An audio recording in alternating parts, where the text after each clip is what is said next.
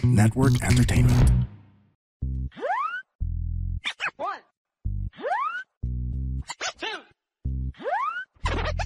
three. Welcome everyone sa panibagong episode ng Breakdown. Ano nga yung ano? Break it down. Ano nga yung... Tanana. Yun nga, Senatorial Bulls Breakdown. Yun, Senatorial Bulls Breakdown. Dito sa Machong Chismisa ng longest running comedy podcast sa buong Pilipinas. Kasama natin sa episode na to, syempre si Aling Leonie. Hi, Aling Leonie. Mabuhay. So, halo yung feedback nung unang episode natin ng Breakdown. Senatorial Bulls Breakdown. Na Breakdown. Anong kumusta naman? Ang unang sumalang sa atin doon si Camille Villar. So, yes. Yun nga, merong iba na hindi masyado type dahil ayaw nila ng politics pero Oo, naaliw ako doon. Pero sorry yung guys. Yung nabasa kong yun. Kailangan natin pag-usapan ng politika dahil parte ito ng ating araw-araw na pamumuhay. At saka sa Pilipinas, you have to find comedy. You encounter comedy in politics, whether you like it or not. At comedy naman talaga yung buhay natin yan. At speaking of comedy, isa sa pag-uusapan natin ngayon ay galing sa mundo ng showbiz. Si Let Me Be the One na lang, Aling Leonie. Mali. Ano ba? Ay, siya ba yun? Siya tama. Okay, sorry. Oh. Kasi si Maki eh. Let me be the one to break it. Ano? Let me be the one to break I don't know the lyrics. Yun. So you don't have to make excuses. Pag-usapan natin, Aling Leonie, si Jimmy okay. Bondok. Hindi pala si Jimmy Bondok. Si Attorney Jimmy Bondok. You have to give credit din naman sa kanya. Actually, para sa akin, sa lahat ng tumatakbong artista, siya yung pinaka-qualified na tumakbo. May alam na siya. May background siya. Maganda yung background niya kasi nakapasa siya ng bar. Pero in fairness, kasi nag-aral siya eh. In fairness, kasi ang maganda naman kay Jimmy Bondok, yun nga, attorney siya, which makes him credible. Credible ba? Hindi, may tamang term eh. At bare minimum na qualified for the job.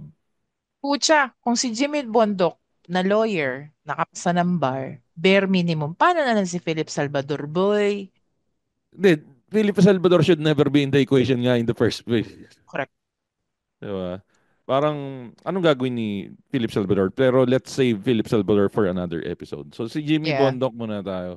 So, si Jimmy Bondok, guys, kung hindi nyo kilala si Jimmy Bondok, isa siya sa mga sumikat ng late 90s, early 2000s. Early 2000. Early 2000. Kasabayan nila Nina, MYMP. Siya ba yung may utang kay Nina? Siya ba kung siya yung ex ni Nina, oo. O Sunyoy Volante yun. Dalawa kasi silang ex eh. Mas pareho ba? Di ko alam. Alam ko ganun. Dalawa silang basta ex. Either of the two. Basta naging yun. O nga no? Yun lang ang problema tingin ko para sa akin kay Jimmy Bondok. Saka kay Nyoy Volante. Parang napakadali nilang i-inter mapagbaligtad. Mapagpalit. No, interchangeable sila. Interchangeable para sa utak natin. Kasi pareho lang sila ng genre nun. Lalaking kumakanta, may gitara. Hindi pwedeng maging Paulo Santos. Pero I think papasok din sa equation nila si Paulo Santos. Yun nga, si Paulo Santos kasi payat. Hindi pero sila sino payat. mas pogi para sa'yo? Sino mas pogi para sa'yo? Si Jimmy Bondok o si Nyoy Volante. Nyoy Volante. Yung may lig sa gwapo, boy. Tanongin mo, sino mas pangit? Papatusin ko. Alam mo, di masyado pogi pagka tinanong mo, sino mas pangit? Diba? Uy, pero in fairness kay Jimmy Bondok, charming naman itsura niya. Gwapo naman siya eh. Hindi siya pangit. Kamukha niya si Smokey. Yun niya Smokey. Smokey Manaloto. Smokey na Home Along the Riles era. Kabataan moments. Kabataan. Kabataan. Oo, yan. Pero magkaedad yata sila ng Smokey, hindi ba? Mas matanda si Smokey. Alam ko, kaedaran natin sila. Okay. Sige, kaedad ko sila. Mas matanda sila sa akin eh. Sa research ko. Wow, researcher talaga. Well, hindi ko masasabing hindi, kasi ang masakit dito sa ano natin, may mga iba nagsasabi na kailangan mag-research tayo. Well, kami podcast Nagre-research tayo. naman kami ah. Oh, so don't expect lang na yung research namin kasing level nung sa Rappler, yung sa mga hardcore na ano. Oo, yun nga lang yung research namin, hindi namin kailangan ng proper annotation, Oo. proper citation rather. Kumbaga, pangkwentuhan lang yung research namin, Oo, pangkwentuhan. hindi namin kailangan ng APA. Kung alam niyo Oo. yung APA, nagre-research kayo. Haha. Hindi ko alam yung APA, ano yung Pag APA. gano'n yung pagsulat ng citation sa Oo. references. Sige, so balik tayo ngayon. Ang Oh. na-research ko ay isang write-up galing sa isang mapagkakatiwalaang source, ang SNMI Mhm. News Channel. Di mag-ibig sabihin positive yung ibibigay sa kanya. Galing dun eh. Hindi, tingnan natin. So, ito yung top 3 platforms daw ni quote-unquote attorney. Hindi, wala palang quote-unquote kasi totoo namang attorney siya. So, ang sabi dito, dalawang platforms ang ibibigay ko sa inyo. Legislative and non-legislative. So, medyo, at ito yung gusto ko sa kanya. Kasi at least, ang pinanggagalingan niya, merong attack ng totoong platform. Hindi katulad ni Willie Rebillame na nung tinanong siya, wala akong platform. Iboto niyo lang ako kung gusto niyo. Something to that effect yung sinabi ni Willie. Di ba? Naaayon yung terminologies ni ni Jimmy Bondo. The attorney Jimmy Bondo. Ah, so, ang sabi niya, legislative and non-legislative. Sa mga batas, lalabanan natin ang korupsyon. So, narinig na natin yon sa Common karamihan. na yan eh. Ang problema, ito, ang maganda, sinabi niya pala kung Mm. paano niya balak gawin yon. So, ang sinabi niya, we have to institutionalize anti-corruption. So, hindi pwedeng by executive order lamang. Bukod doon, yung rules at guidelines ng COA 2015 to 2015-01 tungkol sa confidential at intelligence funds, isabatas na natin para wala nang magkakaroon ng wala nang magkakaroon ng tanong patungkol sa confidential funds. Funny na ginawa niyang subject yung confidential funds kasi 'di ba parang under siya sa grupo nila PIDO. Yes. Oo. Yes. O, malaki ang naiambag ni Pidots sa kanya at malaki rin na naiambag niya kay Pidots. Kaya nga, di ba, nagkaroon siya ng pagcore siya, di ba, before? Oo, Pagcor, matagal to. Oh. Matagal to sa Pagcor, parang buong duration ng buong duration Yung, ng merong mga memes nun, wa, kumanta ka lang dun sa sa political rally, tapos biglang, oh, nasa pagcore ka na. ay, USEC ba siya sa pagcore? nakalimutan, teka, search Basta. natin. And ayun, board of director siya, board of Ah, director. okay. Pero yun nga, babalik tayo. Ang gusto ko lang kay ako ang gusto ko kay Jimmy, ang pinaka-main na gusto ko kay Jimmy, attorney siya.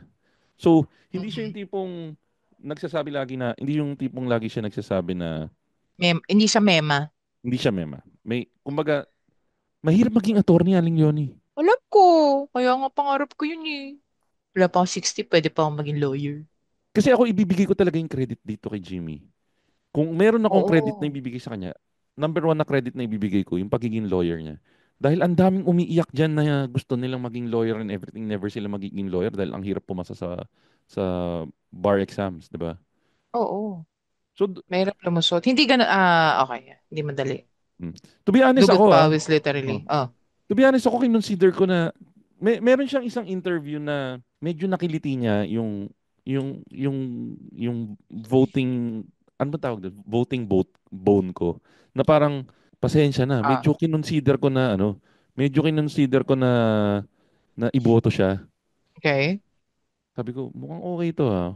Nahibo niya ang voting power mo. Oo. Pero, napaisip pa rin ako eh. Parang, baka madaan lang ako sa ganda ng pananalita niya. Pero, nung may napanood ako isa pang interview niya, recently, Yung very recent pa yung kasama niya si Gretchen. yung kay Gretchen Ho. Puta, gumamit ng mga no Robin Padilla lines. Alam mo, parang iisa ang trainer nila eh. Siya ni Robin at saka ni the former president. Parang, Oh. or he wanted to sound like Ah. them. Actually, to be honest swerte siya hindi siya nakambakan kaagad ni Gretchen, no? Kasi kung medyo sino yung Carmina na journalist? Si Carmina ng I ANC forgot niyo? yung sa ano rin ANC ba siya CNN? Basta yung ang bilis mag-isip. Oh. Pucha, ang hinirit kasi guys ni Jimmy Bondoc nung medyo nako-corner siya ni Gretchen Ho. Hiniritan ba naman ng ayaw kitang kaaway kasi masyado ka maganda? Puta kung ano, So kung pangit ka, pwede kang away-awayin. Oo, parang pasalamat siya hindi siya nakapakan na Buti maganda na ni lang Gretchen. Makoy. Buti na lang Makoy, hindi ka pangit, hindi kita away-awayin. O sige, lampasan natin. So, doon pa lang, eto, maganda yung una niyang sinabi.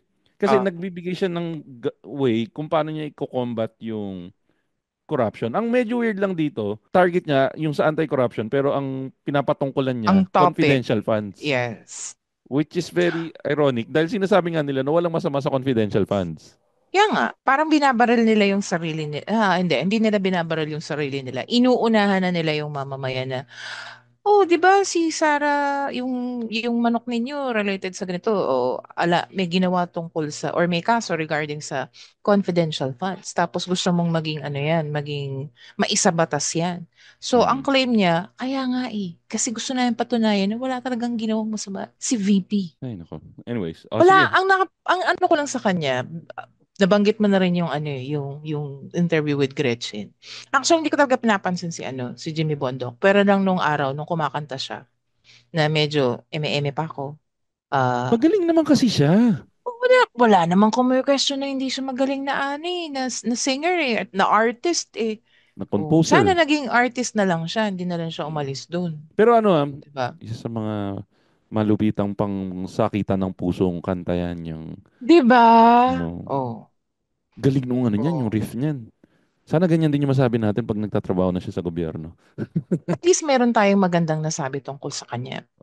Okay. Pero yun nga lang, nasa maling lugar ata siya ngayon. Na parang, actually, yung content nung sinabi niya kay Gretchen ho, na parang, bakit mo dadaanin sa ganun? Tsaka parang nawala ng sense yung mga sinasabi niya. Parang siyang empty can sa akin nung time na yun. Na, Yung may isang pinagtatanggol siya may pilit siyang pinagtatanggol. yung isa Like to nga, kay yun Kiboloy. nga, yung isang Mm. pinagtatanggol niya kasi doon sa interview, isa kasi sa tinanong sa kanya ni Gretchen ho, yung tungkol kay Pastor Kib, na sinabi niya na injustice daw yung ginagawa kay Pastor Kibbs. Now, kung tayo, sasabihin natin injustice. Ako sa opinion ko, hindi injustice yon.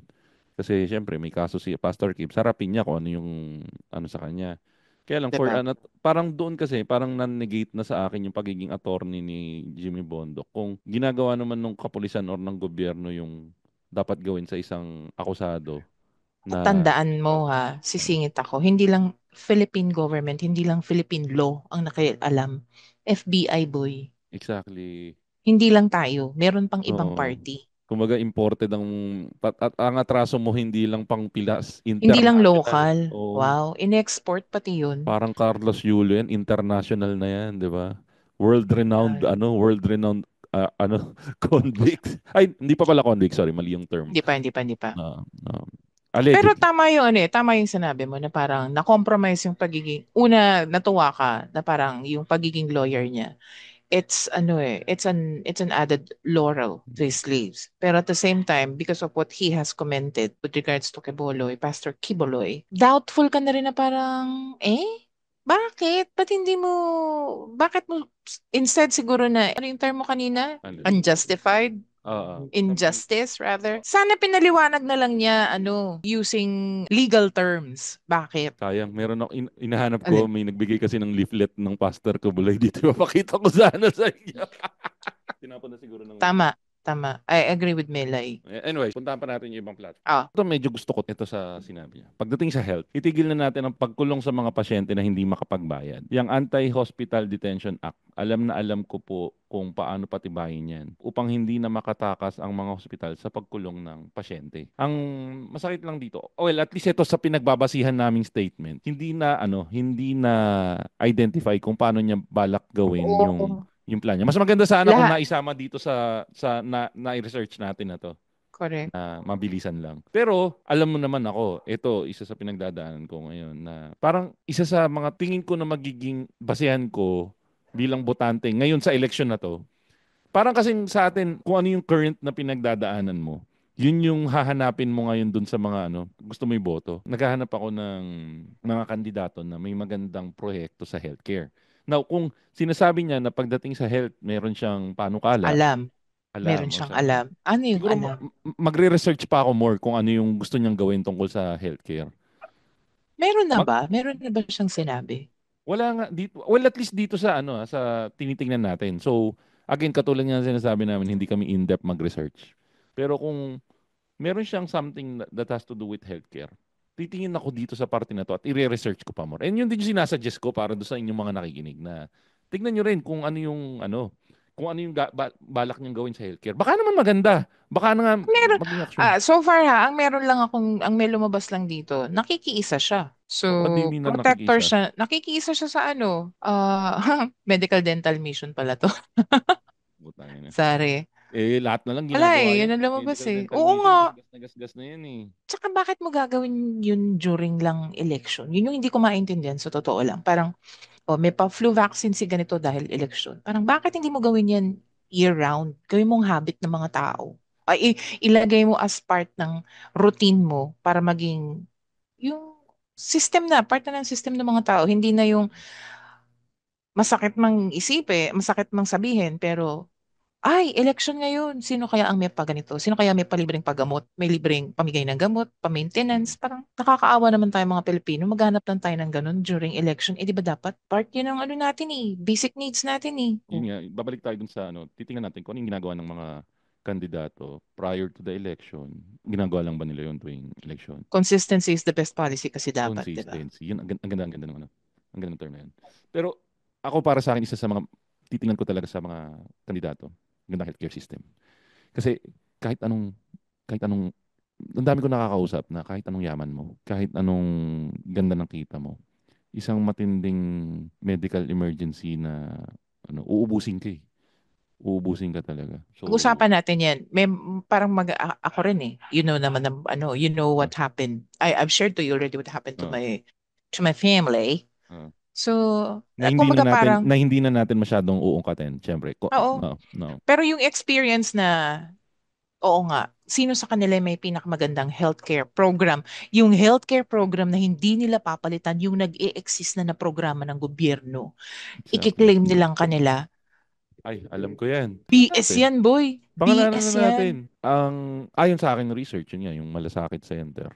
Renamed lang naman yun, rebadged lang naman yun eh. Meron na talagang ganun pala dati pa. Ito yung nakakatawa. Okay, so, ang ate mo naka-experience sa government hospital. I would like to take this opportunity na pasalamatan ang mga health workers sa government hospitals. Oo. Huwag natin silang awayin dahil hindi nila tayo maasikaso. Kasi alam mo bang laksa-laksa ang taong nandun. Bakit? Common subida ngayon. Sorry, Doctor's anong fee. subida? Oh, word for Aling the Leonie, ano ba naman yan? Okay. Tagalog. Subida, ano ba? Pagbigyan mo na ako, alam mo naman pag nandito ako, doon lang ako No. nakapag-Tagalog Eh, eh. problema, di ko alam yung subida. Ano yung subida? Di Sorry, ito ba na yun nga. yung Sandali, Yan ba yung papaliwanag. sa Yung ba Sandali. sa sungka? Yung pag may isa na lang na shell? Sunog yun ba?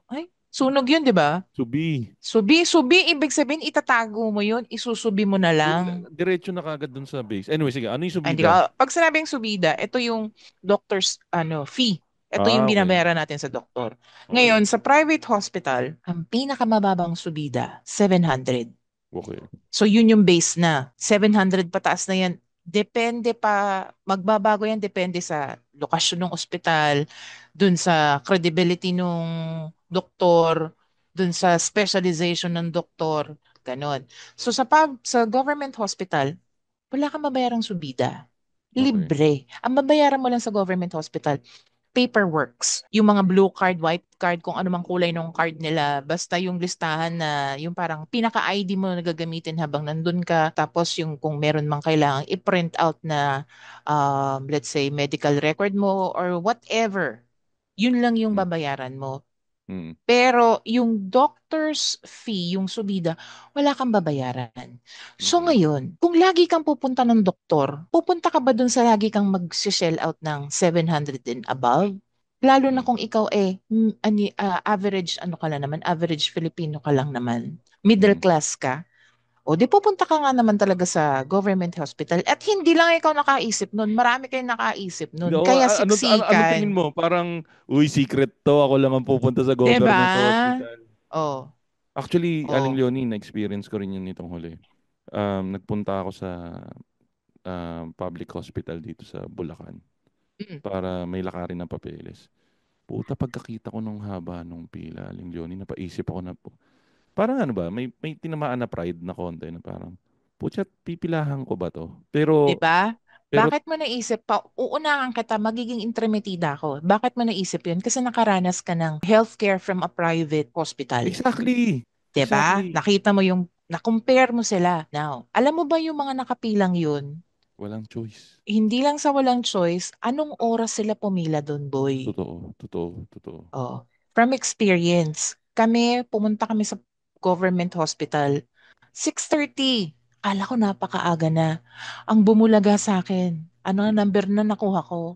Pang 28 ako, ang kukunin lang 30. Sabi ko, putres, buti na lang. Pumasok ka pa. Oh.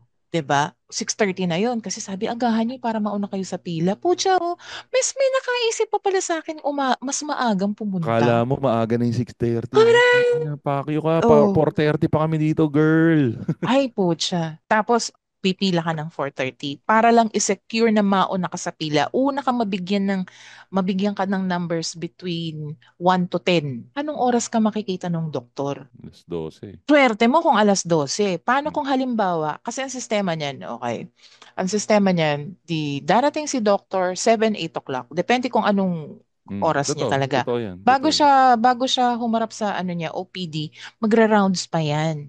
Oo, totoo yan. O, ilan yung ira-rounds niya? Depende kung ilan yung pasyente niya. Paano kung habang nagra-round siya nagkaroon ng emergency? Di uurong yan. O, let's say, typically, dapat 9 o'clock, 10 o'clock, nagtatawag na yung doktor sa OPD o Hmm. outpatient department. Paano kung in the middle, biglang na-discover niya yung pasyenteng kaharap niya, ano na, kailangan na ng emergency case Oo. pala, mapuputol yan. Tapos alam mo yung makakarinig ka ng reklamo na, ano ba yan? Ano ba yan? Ang tagal-tagal na natin dito. Ano ba yan? Ano ba yan? Nung first time naming ma-experience yan, talagang sabi ko, shit, ang tagal. Kaya pala, kailangan, sabi nila, totoo pala, pag pumila ka sa government, kailangan kang maging patient. Oo. Automatic patient ka talaga pag pumila. Patient ka na, patient pa dapat yung Actually, kahit dala-dala hindi mong lang naman sa virtue. government hospital eh. Kahit naman sa private eh. Automatic patient ka na talaga. Kaya patient ang tawag sa'yo dahil ang tagal mo maghihintay. Magpe-patient Nothing ka. against doctors, guys. Understaff. Understaffed. Ang dami kong kilala na kaya umaalis ng Pinas dahil sa healthcare. Kaya ako pupunta ng Canada. Anyways, Okay, masyado balikan na natin si nating GB Bondok. nadjakol lang healthcare topic ni Jimmy Bondok. Pero yun nga guys, utang na loob. Kung boboto kayo, consider nyo yung healthcare platform ng mga Oo. Hindi nyo ikaw. kailangang ma-realize yung pinagdaanan namin para lang mag-isip. Please lang. At ako, yung pinagdaanan ko sobrang basic kumpara sa iba. Sobrang basic. Hey, his name is Chico Garcia. And his name is Gino Killiamore. And together, we are Only Fun. That's right, for only $12 a month. Joke. But if you're willing to pay, why not? No, we're from a podcast that talks about movies, TV shows. Basically, we do reviews of K-dramas, whatever really. Whatever is on streaming, whatever is on cinemas. We also get to occasionally interview celebrities, actors, directors, and of course infused with our own witty brand of humor and slice of life. Wow. I guess we don't infuse a lot. Check it out. Anyways, isa pang platform ni Jimmy Bondok. At ang edukasyon po, sa experience ko po sa PAGCOR, yung school feeding ay dapat number 1. Putang ina. Kapag pinapakain ko Ano daw? Ang isa sa number 1 para sa kanya, school feeding. School feeding! Okay. Kapag pinapakain po ang bata, tumatalino, putang inang buhay to. Okay, sino rin yung may magandang program sa education? Ang school feeding, okay. Basically, pagkain yan. Ang may obligasyon para pakainin yung estudyante, magulang niya. Amen. Now, kung merong magandang pagkakakitaan yung magulang, hindi mo kailangan mag-school feeding. Correct. Diba? Okay. Parang ang ginagawa nila band-aid solution ng putang ina. Bubusugin kita ngayong araw. Bubusugin kita araw-araw para may utang na loob ka sa akin. Maalala mo, ay puta, binigyan kita ng Nutriban. Bumabalik tayo sa panahon ng Nutriban, putang ina.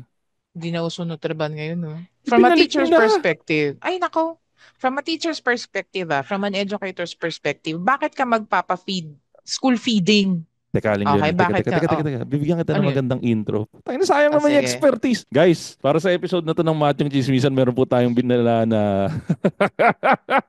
Sige. Guys, para sa episode na to ng Machong Chismisan, dahil ito ay special episode natin na Breakdown. We could Senator break it Boros. down. Senator Ah, will break it Papasok down. po natin mula po sa education sector, walang iba kundi si Aling Leonie, LPT. Wow. O sige, Aling Leonie, mula Okay. sa perspektibo ng isang LPT, ano ang Okay. iyong So, perspektibo po sa school feeding program ni Jimmy Bondok? unang-una, dapat walang school feeding program kasi nga Amen. magulang yung nagpapakain. Pangalawa, alam nyo ba na sa ibang bansa, Japan, Korea in particular, pag public school, kasama sa budget ng eskwelahan ang pagkain ng mga bata. Bakit? Kasi po, dun sa mga bansang yun, ayaw na nilang pag-isipin yung mga magulang anong kakainin ng anak nila pag lunchtime na nandun sila sa eskwelahan. At saka, tama rin naman siya eh. Kapag ang bata, maayos ang pagkain, tatalino yan. Tama Siyempre, saan naman. ba manggagaling yung nutrients nun? Pero gaya nga ng sabi ko, provided by the government yung pagkain nila doon. Sa atin, wala nun. Ngayon ang kalakaran, kapag nagpakain sa public school, yun dahil kumita yung nagbablog na teacher Tama. at gagawin niyang content Oy, yung feeding program nila sa oh, school. teka. Which is, Meron ako isang love na teacher na content Sino? creator. Nakalimutan ko lang yung name niya.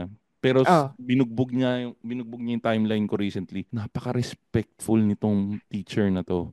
Kumbaga, never niyang babae, lalaki. babae. Yung medyo hiwalay-hiwalay yung ngipin niya na medyo chubby. Pero Si Carla, si Teacher Carla. teacher Carla, Siya yung siya sa yung Pampanga. siya yung vlogger na teacher na gustong-gusto ko kasi number one, binibigyan niya ng ano yung letter, Opportunity. hindi, letter D. Kaya mo Dignidad. yan. Dignidad. Oh yeah. Binibigyan niya ng dignidad yung mga estudyante. Yung tipong may estudyante na may sirang bag, papalitan niya yung bag ng libre. Never niyang Oo. pinakita yung muka. Oo. Bago niya i-video, magpapaalam siya, okay lang ba Mm. magbibideo ako? Sobrang respeto ko dun sa teacher na yun. Sabi niya kasi, yun na lang ang meron yung learner na yun. Exactly. Tatanggalin pa ba niya? Tama Follow niyo yan yun. guys sa social media, si Teacher Carla. Sobrang galing yan. Oo. Anyway, sige, balik mo tuloy Sobra. mo, Aling Leonie. Okay. So yun, pag nagpa-school feeding ka, dapat may sustainability yan. Hindi pwedeng ngayong linggo lang o dahil mag-eleksyon ngayong buwan na ako magpapakain. Bakit tatalino ba yung mga batang pinakain mo within the span of 1 month? Hindi, no? Tangina, dapat At saka, pakainin mo si Jimmy Bondok, Aling Leonie, para tumalino siya. galing na nga siyang bundok, hindi pa siya kumain ng mga gulay dun. Aling Leonie, yung Ano? mga ganyang joke, iwan mo na sa akin yung mga dad jokes Ay, na yan. sorry. Tinatanggalan mo Pasintabi ako po ng lamang. tinatanggalan mo ako ng trabaho dito sa podcast eh. Pasintabi po lamang. Okay, going back to school feeding. So sana meron yung consistency ba ng pagpapakain? Alam nyo ba na in some remote parts, okay, of the Philippines, kaya sila nagkakaroon ng school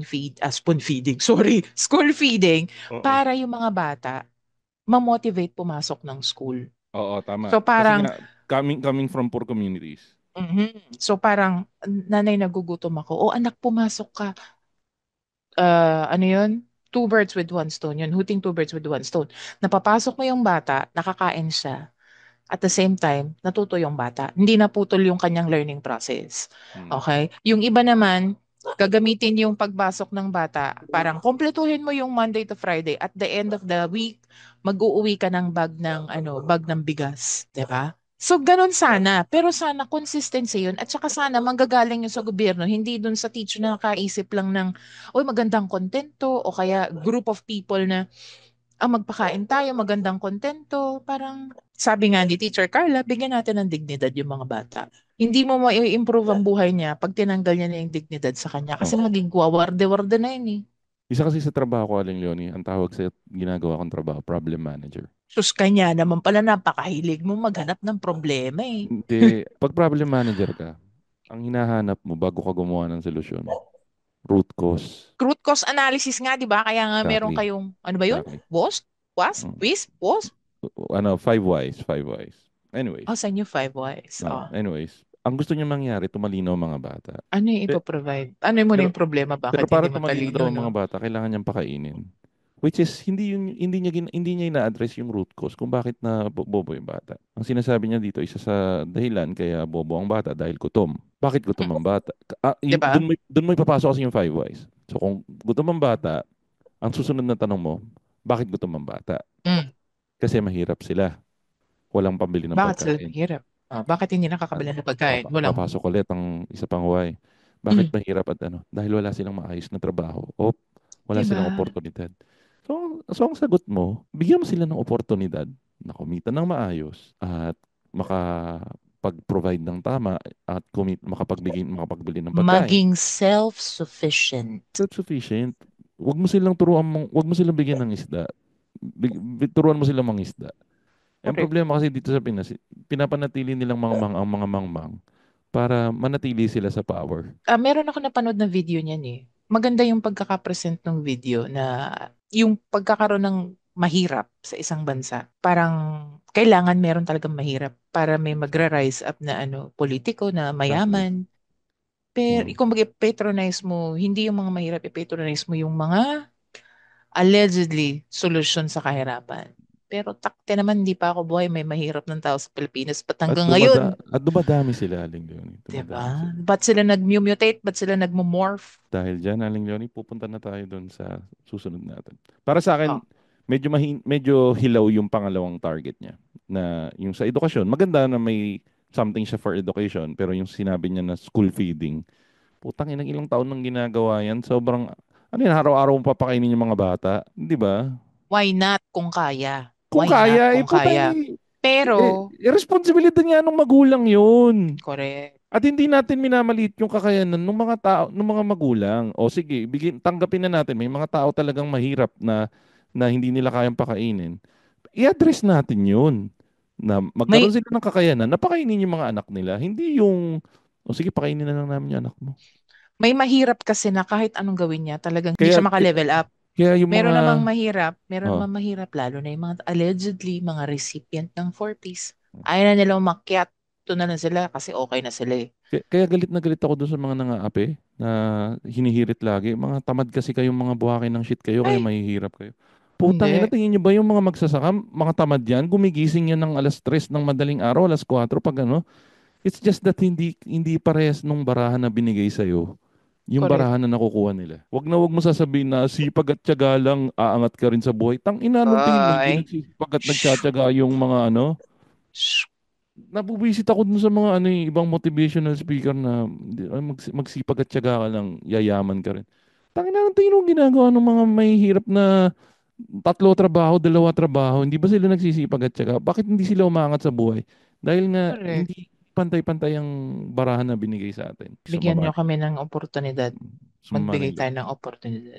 Ito yung last item ni Jimmy Bondoc dun sa nakuha nating snippet from the SMNI News Channel. At ang non-legislative naman po, kasi di ba sinabi niya dalawa yung ibabalik po natin ang diplomasya at disiplina sa Senado. Wala ba? Ang diplomasya po ay mahinahong pagtatalakay sa mga problema sa bayan kasi ngayon, ang pagtatalakay natin at bangayan ay nakakadagdag pa sa problema natin. Kaya ibalik natin ang diplomasya at disiplina sa Senado. Maniniwala na sana ako dun sa balak niyang gawin kung hindi niya kasama sa Senate ticket niya, yung mga kasama niya sa Senate ticket niya. Putang ina, sino ba yung kasama niya sa Senate ticket niya? Sino ba? Marcoleta, Bato, Bongo, Ipe. Putang ina, dun pala tapos na eh. Di ba? Google natin ng ang PDP laban senatorial candidates for 2025. So guys, ang PDP laban, si Vic Rodriguez. Sino yun? Yung best friend na ni Marcos dati. Secretary ba? Presidential secretary ng presidente dati. Parang little president. Yung pangalawa si Bongo. Bongo pa lang, tapos ka na. Tapos biglang may Rodante Marcoleta ka pa. Ito si JB. Okay, Bongo is very quiet. Hindi siya kasing eskandaloso ni Bato. At saka ni Marcoleta. Yun nga lang, yung substance ng lumalabas kay Bongo. Tandaan nyo, hindi sa kanya galing yung malasakit. Napakatalino ng ginawa ni Bongo. Nirename niya yung isang bagay na nag-exist na para siya yung lumabas na. Alam mo realization ko lang. Okay, so sabi ko nga kanina, naka-experience ako ng government hospital. Na sa government hospital, kapag merong procedure na gagawin, ma-hospital ka, may interview portion na magaganap. Oo. Yung initial, okay? Kasi nga, kailangang lumabas na nangangailangan ka. Okay, so Sa social services yun. Tapos, meron akong experience na kailangan kong magbayad ng laboratory na umabot ng 6,000. 4,000. Pagkakita nung cashier, ay ma'am, ilapit nyo na to sa malasakit para Malasakit. mabawasan. Yun, I have to give credit to the government hospital kasi Sagot. they will find ways to lessen yan. your burden. They will find ways to lessen your burden. Hindi sila yung, wala kang magagawa. Hindi sila ganun. Okay, tanggalin natin yung stigma na yun sa mga, hindi lahat ha, hindi lahat ganun. Although may talagang, sa gobyerno, may COOPs talaga, pero hindi lahat COOPs. Okay? Ako na curious ako malasakit. Tapos going back, in-interview na ako ng social services. Tapos sabi niya, okay, tingnan natin kung may lalabas pang gastos, kasi surgery yung mangyayari. Tingnan natin kung meron pa during nun, ganto, ganyan. Lapit tayo sa malasakit. Forward kita sa malasakit. Tapos sabi ko, paano po mangyayari doon? Automatic na yung parang, ito, malasakit. Hindi, i-interviewin ka. Sa loob-loob ko, pucha, bakit ako interviewin? Tapos, sabi ko, bakit po? Ano po yun? May sponsor na galing sa private sector. Meron daw galing sa DSWD. Ang nabalitaan ko halo, hindi ba? DSWD lahat 'yon. Bago pumunta ng private, magdi-DSWD muna. Okay. Kasi kung ano yung hindi kayang gawin ni government, sa kanila ipapasa sa private. Pero sige, bigyan natin. Ang nabalitaan ko naman doon, bukod doon sa DSWD, parang yung mga naiipon mula sa iba't ibang private entities, doon tumatakbo. Yun yung yun yung sabi mo. Okay. Sige, tuloy mo. Ang punto ko, nasa government hospital ka, bakit mo pa kailangang dumaan sa ganong interview? Diba? Red tape yan eh. Para sa akin. Although, sige, sasabihin, kikilatisan kung talaga nangangailangan ka. Unang-una, hindi ka lalapit sa gobyerno kung hindi ka nangangailangan. Exactly. Number 2, sana walang ganun. Kung hindi ka nangangailangan, bakit hindi ka tutulungan ng gobyerno? Kailangan yun, health yun eh. Okay, share ko lang ha. Basic needs natin ang healthcare, medical care. Okay. Meron akong student from, Canada. Phil Canadian. Ang tatay niya ay nag-undergo ng quadruple bypass. Basta 4 yung nilinis sa tatay niya. Yun na open heart surgery lumalabas. Boy, wala silang ginastos. Diba? Tapos yung nanay niya, sobrang na-appreciate kasi merong isang Filipino nurse na nagkwento na, alam mo kung sa Pilipinas yan, tatabo kayo ng nasa 6 million. Exactly. Kumbaga naibenta na ang bahay at ang kalabaw. Diba? At partida, ang mga Canadians nagrereklamo. Nireklamo nila si Trudeau. Nireklamo nila si Trudeau na nabaon daw sa utang ang Canada. Sabi ko dun sa student ko, anak ng tuka ka, nabaon kayo sa utang? Di ba nga wala nga kayong, maganda yung healthcare ninyo? Pilipinas, baon talaga sa utang. Tignan mo, wala kami pambayad sa ospital. Ang problema kasi, nandun sila sa level na yun. Let's just hope na sana yung mga iboboto natin pwedeng gawing ganun ang Pilipinas.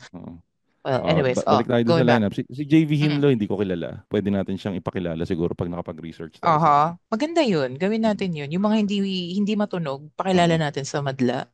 Yung susunod, si Senator Bato de la Rosa. So, ito, si Senator, magaling sa diskurso to. Ang kasama pa nila, si Philip Salvador. Diba? Kung saan ang sinabi niya ay mamatay na kayo sa inggit. Diba? Tapos si Senator Amy Marcos, si Senator Vicente Soto III. Talaga? Kanila si Amy? Well, ang independent siya, diba? Siya, independent pero parang inampon. Adopted. Sampal sa mukha naman nila ng kapatid niya. No? Hindi, ampon din sa kabila. So, kumbaga, siya yung boboto mo yung doble cara? Siya yung shota mong namamangka sa dalawang ilog. Si Senator Panfilo Lacson, Senator Francis Tolentino. Wow, Francis Tolentino. That's why, Panfilo. Si Joey Montemayor. At saka si Senator Gringo Nasan. Ang nangyayari kasi parang yung mga, may ampunan. So, nangyayari na yan for how many years eh? Kumbaga, yung mga magkakapares ng paniniwala, inaampon lang nila. Anyways, yun. Ang problema lang, again, dito sa card na nakuha natin, hindi niya sinabi kung paano niya babalik yung diplomasya at disiplina sa Senado. And bilang isang quote-unquote baguhan na senador, paano niya... Pakinggan ka ba nung matatandang nandyan? Parang, putay na, manahimik ka dyan, Smokey. Di ba?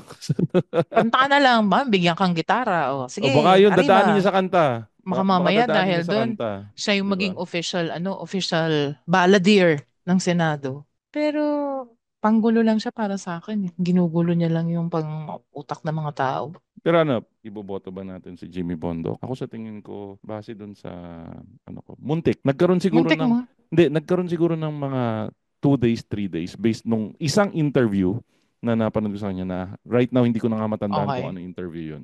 Na napaisip ako na pwede siguro. Dahil number one, attorney siya. Yun yung pinaka-selling point niya sa akin eh. May Attorney background. siya. Kasi yun ang trabaho ng senador eh.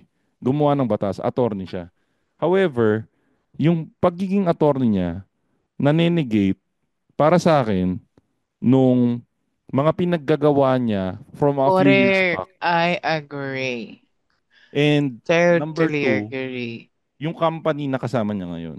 Yun yung ano, siguro kung independent siya, i-consider ko. Tapos kung yung ibang ginawa niya dati, hindi ko alam, i-consider ko siya kasi napakataas niya ng respeto ko sa taong nagtrapos ng abuga siya. Kasi napakahirap makuha niyan.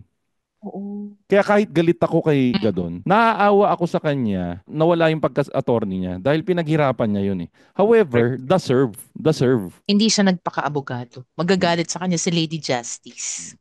Anyways, yun yung take ko. Ikaw, ano yung take mo? Iboboto mo ba si Attorney Jimmy Bondoc? Hindi. Kasi hindi ko siya kilala. Kumbaga parang, sabi mo nga, kilalanin natin sila, paano yung mga walang pangalan. Kanya na kasi. Hindi kami pareho ng ang moral compass namin sa liwa. Mahirap kasing suporta ng isang tao na hindi mo ka-wavelength yung moral compass niya. So Hindi ko para sa kaya yung akin, ginagawa niya. Hindi ko kaya yung himod-put na ginagawa niya. Sorry. Sorry for the term. exactly, himod po it. Parang masyado siyang na-associate na tuta.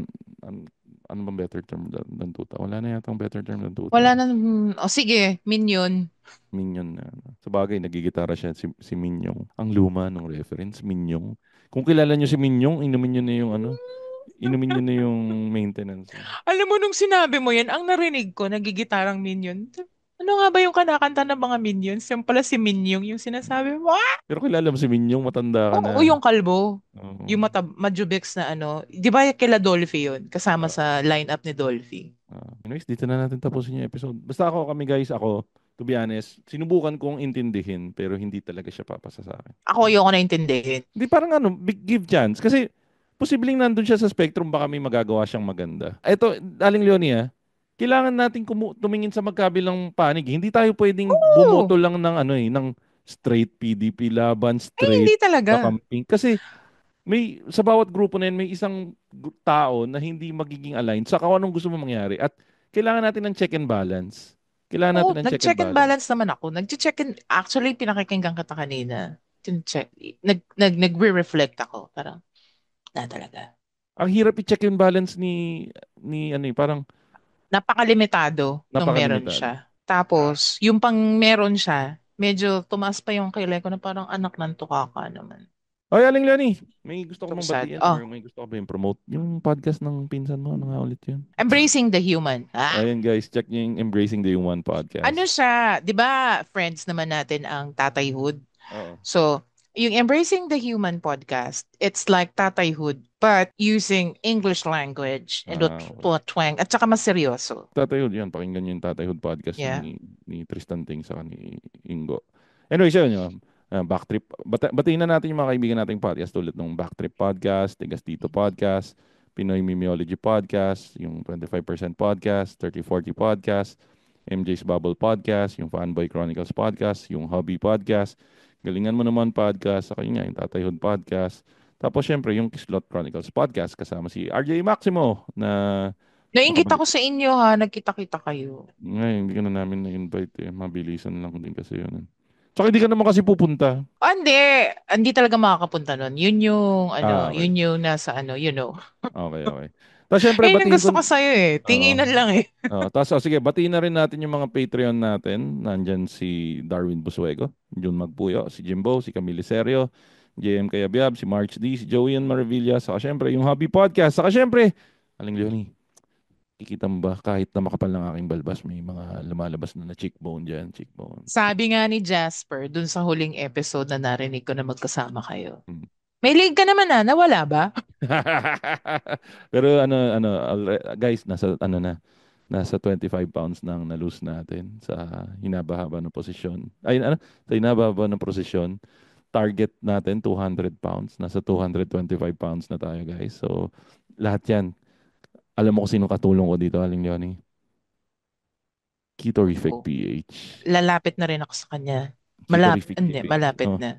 Ketorific PH, thank you na marami sa suporta nyo sa aking weight loss journey. Check out nyo lang sila guys sa Grab PH pag nasa Metro Manila kayo. Pero kung gusto nyo na mag-order sa kanila directly, check nyo lang sa Facebook saka sa Instagram, Ketorific PH. Saka syempre, pinakamaganda sa lahat. Napakaganda nito. Pag nakikita ko Facebook page nito, naiingit ako, napapasana all na lang ako. Poging asawa, magandang babae.